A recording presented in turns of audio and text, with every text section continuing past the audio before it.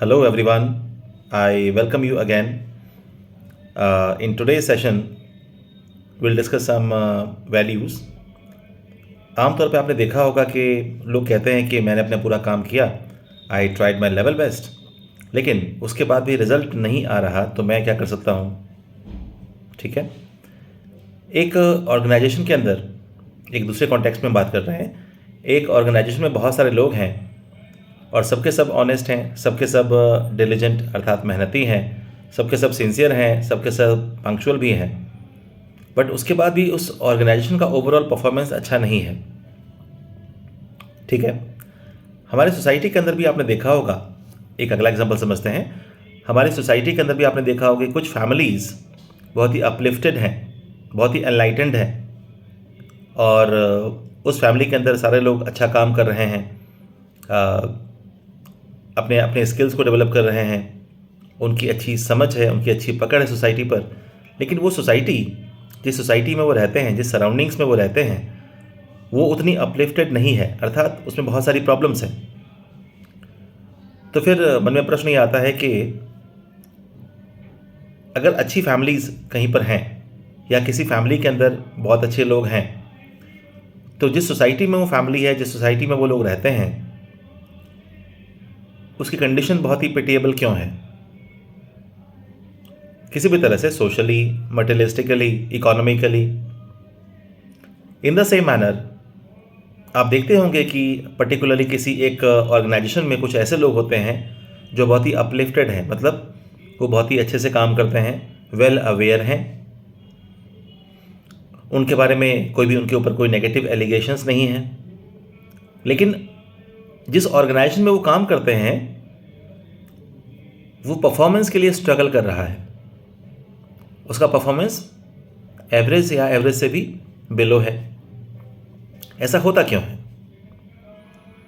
ये बात मैं क्यों कर रहा हूँ और इसको हम रिलेट करते हैं एथिक्स में सेक्शन ए और सेक्शन बी। दोनों सेक्शंस के अंदर दो वैल्यूज़ हैं, उस पर क्वेश्चंस पूछे जाते हैं और हमसे कहा जाता है provide some real life examples.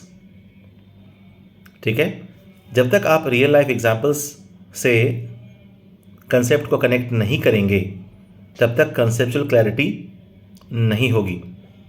इसीलिए मैं इन सारी बातों को आपके सामने, इन सब एग्जाम्पल्स को दे रहा हूँ। तो हमारे देश के अंदर मैं बात कर रहा था कि हमारे देश के अंदर इसी तरह की स्थिति है। अगर आप ग्रेट पर्सन्स की लिस्ट उठाइए, महापुरुषों की आप लिस्ट उठाइए, तो जितने महापुरुष आपको हमारे देश में मिलेंगे उतने महापुरुष में तो लोग भगवान बन जाते हैं अन्य देशों में। फिर भी हम लोग सोशली, इकोनॉमिकली स्ट्रगल क्यों करते हैं या क्यों करना पड़ता है? ठीक है, हम लोग वी आर गोइंग, हम लोग इकोनॉमिकली एज अ नेशन हम लोग बहुत डेवलप कर रहे हैं, फिर भी society as a social fabric, हमारी जो सोसाइटी का जो फैब्रिक है वो धीरे धीरे कोलैप्स हो रहा है ना? ऐसा क्यों? इसके पीछे क्या कारण है? इसके पीछे कारण है कि जो एनलाइटेंड लोग हैं, जो अच्छे लोग हैं, वे अपनी ड्यूटी को, वे अपने काम को रेस्पॉन्सिबिलिटी मान के करते हैं। क्या मान के करते हैं?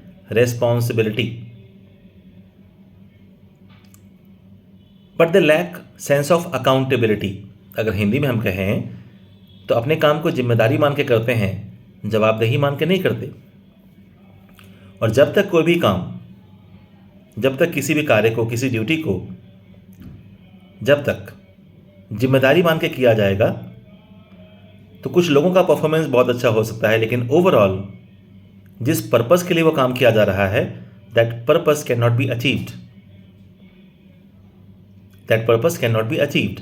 और इसलिए आप देखते हैं कि किसी एक ऑर्गेनाइजेशन में एक आदमी बहुत अच्छा है, बट अल्टीमेटली ओवरऑल उस ऑर्गेनाइजेशन का परफॉर्मेंस जो है, उस ऑर्गेनाइजेशन का परफॉर्मेंस बहुत ही ख़राब है।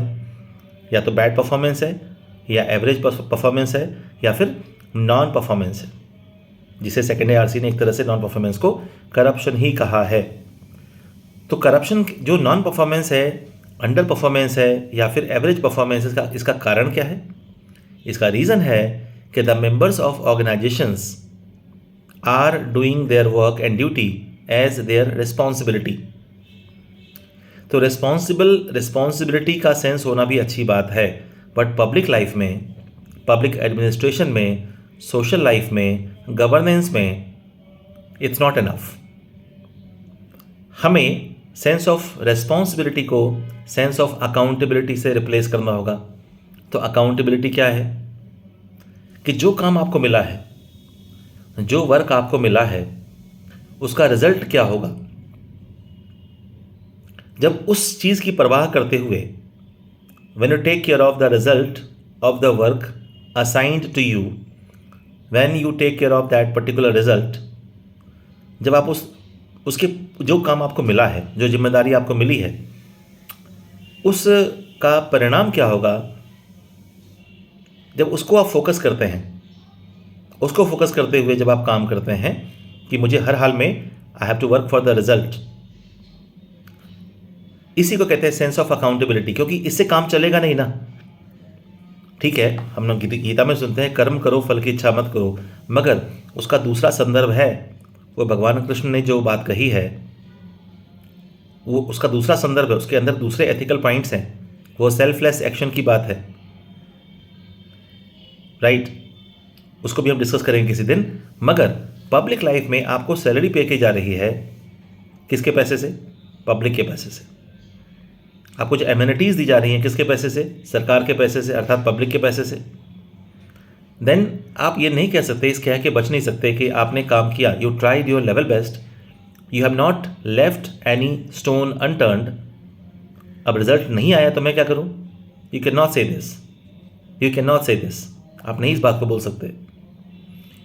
सो इसीलिए सेंस ऑफ अकाउंटेबिलिटी, तो समाज, चाहे वेदर इट इज सोसाइटी और पब्लिक लाइफ और सिविल सर्विस और गवर्नेंस और पब्लिक एडमिनिस्ट्रेशन और anywhere else, until and unless people have the sense of accountability, result बेहतर नहीं आएगा।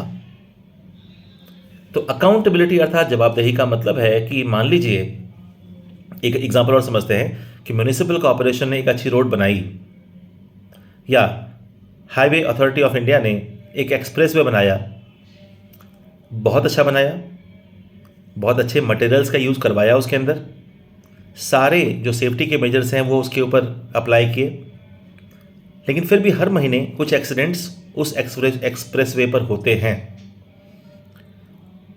तो सरकार और प्रशासन यह कह के अपना पल्ला नहीं झाड़ सकते हैं कि हमने तो अच्छा एक्सप्रेसवे बना के दिया, हमने तो एक अच्छा एक्सप्रेसवे बना के दिया, अब वहाँ रोज़ एक्सीडेंट्स होते हैं तो हम क्या करें?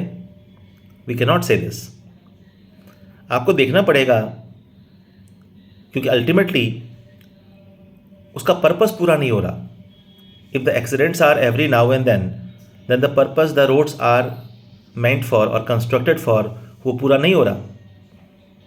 इसीलिए ये जवाबदेही बनती है, अकाउंटेबिलिटी बनती है प्रशासन की, गवर्नमेंट की, अथॉरिटीज़ की, कि उसे फिर से करेक्ट करें और ये इंश्योर करें कि we are going to take some such measures, हम कुछ ऐसा काम करने वाले हैं, कुछ ऐसे कदम उठाने वाले हैं जिससे एक्सीडेंट्स होने की संभावना ना के बराबर हो।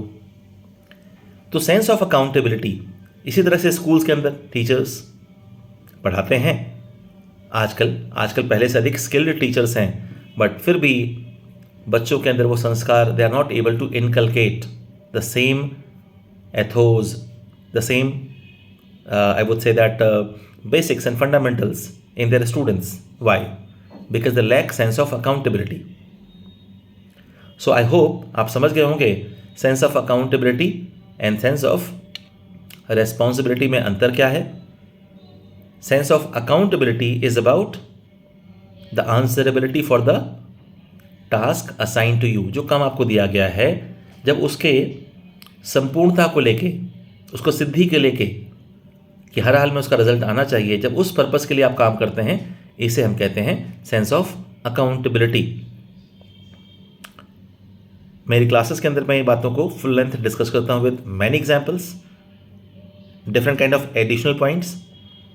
यहाँ इस तरह के वीडियोस और देखने के लिए मेरे इस चैनल को सब्सक्राइब करिए, लाइक करिए और शेयर करिए। Thank you.